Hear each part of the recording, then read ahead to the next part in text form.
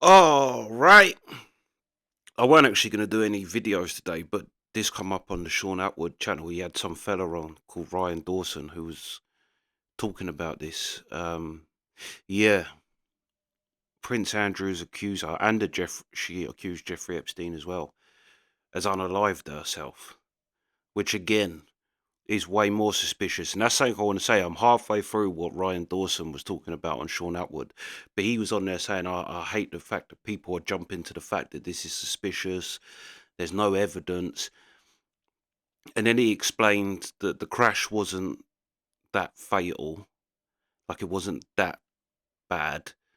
But when she got took into hospital, that's where they found that she had problems with her kidneys, I think, and that she had been um, self-medicating, which is obviously doing heroin. If it's your kidney, I think that does your kidney. Um, but then he was saying, there's no evidence that this is a suspicious unaliving of oneself. But then he actually, so far anyway, I'm only halfway through it, but it's only a 10-minute video, but he explained the whole thing leading up to it and then just said it definitely wasn't suspicious. I thought, well, you just said there's no evidence to say it's suspicious. You actually haven't provided any evidence. You took a long time to actually say nothing. And you just basically told us he's basically runs through the events, getting caught out, the kidneys popping up at the hospital. Um and then yeah, he just says, and she unalived herself and it isn't suspicious. It's like, well, you provided no proof, really. There's no proof that it's not suspicious either. And it is suspicious. It's like, look what happened to Jeffrey Epstein. And he's saying, because, which is fair enough, he was saying in it that he deals with other victims of these people, Epstein and all of them, and now they're scared. Like, it seemed to be more that he was worried about scaring, which is fine.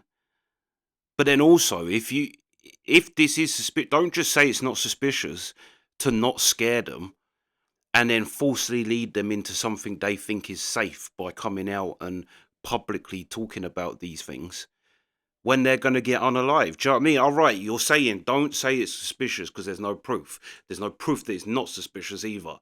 And the fact that it's unaliving yourself, that raises eyebrows in the modern world because everybody disappears that way that says something that they shouldn't. Do you know what I mean? So you're gonna assume suspicion, and he's like, yeah, but don't because it's scaring the other victims. He's like, well, maybe it should scare the other. I mean, not scare them into silence, but you can't ask people to come forward with not knowing the actual real consequences of them coming forward and speaking. Like, if this is suspicious, then let them know, and then let them make their own personal thing of whether they actually want to risk their life to out it. And if they do, then they have, once they do, then they have all the information and they're aware and it's their choice. But to, it's like, it's like otherwise it's blindfolding someone and taking them into a hostile room, basically. It's like you're not giving them an actual chance to, yeah. But then it might not be suspicious. I'm not saying that it's 100% suspicious, and maybe she did do it. But to say that he actually provided no evidence that I thought, he just said, "Oh no, it's not suspicious," and stop saying it is because it's scaring the other. Yeah. But anyway, let's see what he said, and it makes it to me personally with a more conspiracy theory mind. I find it very unusual that BBC News didn't actually say she unalived herself. They said she died. I find that suspicious because the BBC is the most paedophile covering up business. The fact that that even is still a thing baffles me. But they're not no bastions of good or nothing. Like, so the fact that they didn't put die, and I also saw something on GB News. I didn't watch it, but it was one of the next video after this one, and they didn't put it in the title either. Maybe it's because of YouTube censors. I don't know, but Yeah. Well, let's see what the BBC has to say. But like I say, whatever the BBC says, take with a pinch of salt, because they are just as guilty over the years as Epstein and Prince Andrew. But yeah, let's go. Virginia Giuffre, who accused Prince Andrew of sexual assault, has died. Her family say that she took her own life at her home in Australia. She was 41. Last month, it was reported she'd been in a serious car crash. She claimed disgraced financier Jeffrey Epstein and his friend Ghislaine Maxwell had trafficked her when she was 17. Prince Andrew denied all the accusations against him, but reached an out-of-court settlement with her in 2022. Katie Watson reports. Virginia Giuffre was one of the most prominent accusers of Jeffrey Epstein, the disgraced US financier accused of running a vast sex trafficking network. Giuffre claimed she was trafficked by him and forced to have sex with the Duke of York. This photo of them together, now infamous. Prince Andrew, though, has always denied the accusations. He reached an out-of-court settlement with her in 2022 that contained no admission of liability or apology. In an interview with Panorama in 2019, she stood by the accusations. Yeah, and just go and watch Prince Andrew's interview about it.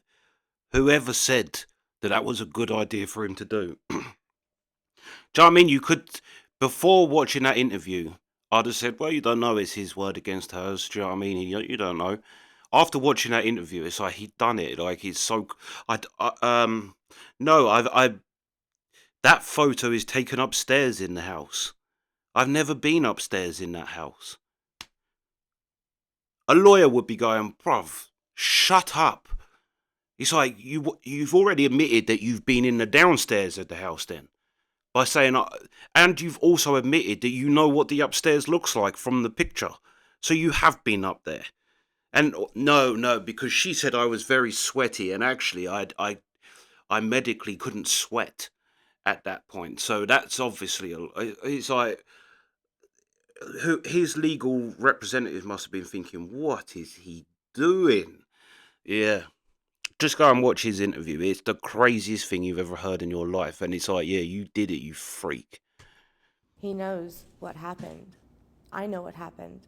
And there's only one of us telling the truth. In a statement, Virginia Giuffre's family said she was a fierce warrior in the fight against sexual abuse and sex trafficking. She was the light that lifted so many survivors. In the end, the toll of abuse is so heavy that it became unbearable for Virginia to handle its weight. We know that she is with the angels.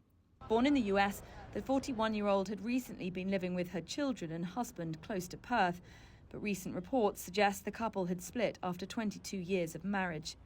Earlier this month, she posted on Instagram to say that she'd been seriously injured in a car accident, which her family later said she had not intended to make public. Local police later disputed the severity of the crash. Western Australia police say they are not treating her death as suspicious. Yeah, and they said it was minor, wink, wink, nudge, nudge. Her accident was minor. The most famous accuser that was an underage girl of a royal family, her accident was minor. Katie Watson, BBC News in Sydney. I'd like to speak to our Sydney correspondent, Phil Mercer. Phil, what more have the family said? We've had a pretty poignant statement from Virginia Giuffre's family saying that she was a heroic and courageous campaigner against sexual abuse, and that the stance that she took was a light that lifted the lives of survivors of abuse around the world. So we know that the police and the ambulance authorities in Western Australia were called to a home in the near Gabby area. This is to the north of Perth, the state capital of Western Australia, on Friday evening, and the authorities say that Ms. Giuffre was found there unresponsive, and that family statement saying that she had died by suicide, and that the weight of the abuse that her family say that she has suffered became too heavy, and in the end, for Ms. Giuffre, became unbearable. But she very much became a figurehead, didn't she, for other survivors of abuse? Yeah, she was a prominent, not only a prominent accuser of Jeffrey Epstein and his friends, the British socialite Ghislaine Maxwell, who's in prison for sex trafficking offences. She was also a prominent campaigner for the Me Too movement. She had alleged that Jeffrey Epstein and Ghislaine Maxwell had trafficked her to Britain's Prince Andrew when she was 17 years of age. Prince Andrew has always strenuously denied these allegations, but in 2022, the Prince did reach an out-of-court settlement with Miss Giuffre. We don't know the specific details of that settlement, but clearly Virginia Giuffre suffering under the weight, according to her family, of the abuse that they say she suffered repeatedly in certain periods of her life. And tell us more about this car accident. She said that she'd been seriously injured. No. This was a post on Instagram in the last month or so, and these are just suppositions. But perhaps when you look into the details of that post online, it may give an indication of the fragility of her state of mind. Virginia Giuffre had said that she'd been involved in a very serious car accident to such a degree that she said online that she only had a few days to live. So there was enormous concern by the people close to her and other people about her physical and mental state. And what was interesting, that the police in Western Australia downplayed the severity of that accident, but of course her death will be investigated by the authorities in Western Australia. And once again, this is only supposition, but having an episode like that so public in the last few weeks ago does perhaps indicate the fragility of her mental state. And her family say that she fought this heroic fight against sexual abuse and took her life by suicide, and she was 41 years of age. Phil, for the moment, thank you very much. Phil Mercer in Sydney. I remember getting into, like, that's what's crazy, is that whole last statement he said is just so, like, she fought a courageous fight against sexual, like, child sexual abuse, and then got unalived like everybody else who does, and we're just meant to say, no, this one was legit. She definitely did. And it's also the exact same thing, the painting of the fragile mind and that she's crazy. And that's the worst thing you can ever put. That's like, if you go back to the care homes in our country, where just the most horrific child abuse was taking place, like back in the 60s, 70s, 80s. Like, that's how they got away with it for so long. Because the second that the kids got taken into care, the doctors would come in and basically say, yeah, they're nuts, like, they're crazy kid. So then when they start accusing people, you're the nuts, crazy kid. Like, that's what they do. They paint someone as crazy because you just don't need to listen to someone who's crazy. If you can make the world think someone's crazy, then yeah, you've literally just, like, no one's going to listen to anything they say. So oh yeah, he's nuts anyway. We know that. But yeah, and like I say, I'm not saying that I don't know. I don't know the ins and outs of it. But for us to expect, like that Ryan Dawson was saying, that, oh, I'm appalled by the people that are coming out on social media and saying this is extremely suspicious. It is extremely suspicious, and it's like historically this is what happens to people that do this. And the other thing is as well, when that Ryan Dawson was saying that they have absolutely no reason, the royal family has absolutely no reason to take her out. So I don't think you quite understand the level of power that family has, and that they're not going to take a slight laying down. Like, they might seem to, but they're not going to. Do you know what I mean? Eventually they're going to get something back for what you've done. And again, I'm not saying that means that they did this. Like, maybe it is a case, but to kind of put it on people and say, "Oh, you lot are just nuts," and you're being very out of order to say this is suspicious when Jeffrey Epstein himself, Chris Cornell, Chester Bennington, all crazy. Them two especially. Oh, Chris was depressed his whole life. He ain't got to worry about his thing. Don't even think about it. He's depressed his whole life. Yeah, same with like. But how many people have come out and unalived themselves? And this is another thing. That's what I was going to say as well. I remember getting into what's the George Jackson was a black revolutionary. I've become obsessed with him for a bit. But do you know how many criminal? Like he was a revolutionary. He wasn't a criminal in that. What he, if you know what I mean. There's a difference between a gangster and a criminal and a revolutionary. Um, he was a revolutionary, and he died well young in prison. Somehow he managed to get. He was the most watched prisoner in America. Somehow the most watched prisoner in America managed to get a gun inside the thing. He slaughtered a load of guards and I think inmates in the thing and ended up getting killed in there. And it's like, isn't it funny that there's horrendous criminals that are right, maybe go to prison, but they live out their life. Ronnie and Reggie Cray. All right, they went to prison and they went to prison for charges that was like way over the top for what they actually got caught doing. But they went to prison, but they died of old age. Reggie Cray, like Ronnie Cray, died in prison, and Reggie Cray was let out for like to basically die. He died in some hospice or whatever. And it just, do you know what I mean? Like, but they let him out, and he was just literally because he was going to die soon. It was just a matter of time. But it's funny the revolutionaries and people that stand up against the system. That doesn't happen. They don't even die of old age in prison.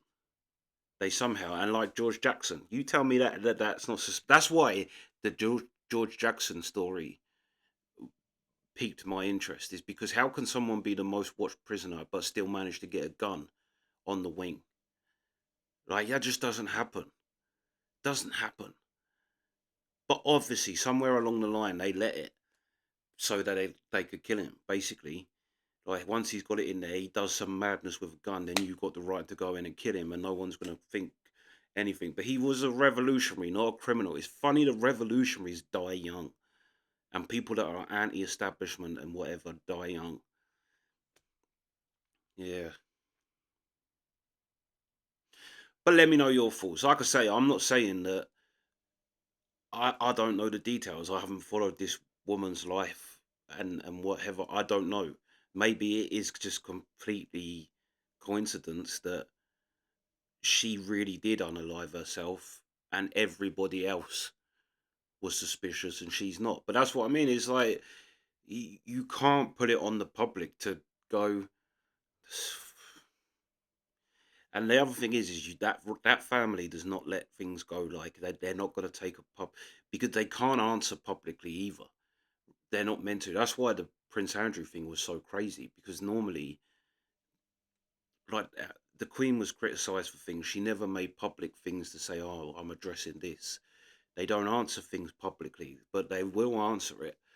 To think that that family, it would just like that Ryan Dawson said, there's absolutely no reason whatsoever. And actually, I think it's been said that Andrew was the Queen's favourite son. That he was her favourite. Um,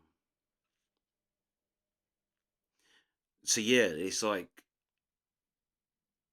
it's no different to big crime families. You hear it about people in prison where a big crime family is on the wing, and people say no one really messes with them because, all right, you might beat them in that moment, but they are going to do, you're likely to get shot the second you walk out of prison. Like there's going to be a retaliation. They know that these people have connections and they have access and they have an ability to, so they just don't, people don't, even though you might have someone from a crime family that is physically weaker, but people know that there's, even if they take it in that moment, it doesn't mean that they're going to take it down the line. And you watch how like, you could just say fuck off to them, and you think that they're just going to take it, but they're not going to. And you're going, that's going to come back as a thing. Like, yeah, and to think that the royal family is not capable and also not petty to the fact that she humiliated them. And like I say, if it was the Queen's favourite son, she had to publicly disassociate herself with her favourite son. I know she's dead, but it could have been like in honour of her, or even just that's how they work. Like, it's like I say all the time, that gangster that was with Prince Margaret, or Princess Margaret, I think it was. He was a hardened gangster,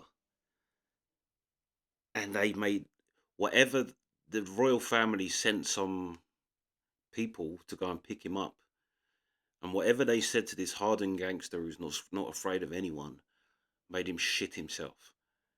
Like, and people said in the pub that he walked in the pub afterwards, after a car had pulled up and said get in, because he was having a relationship with Princess Margaret.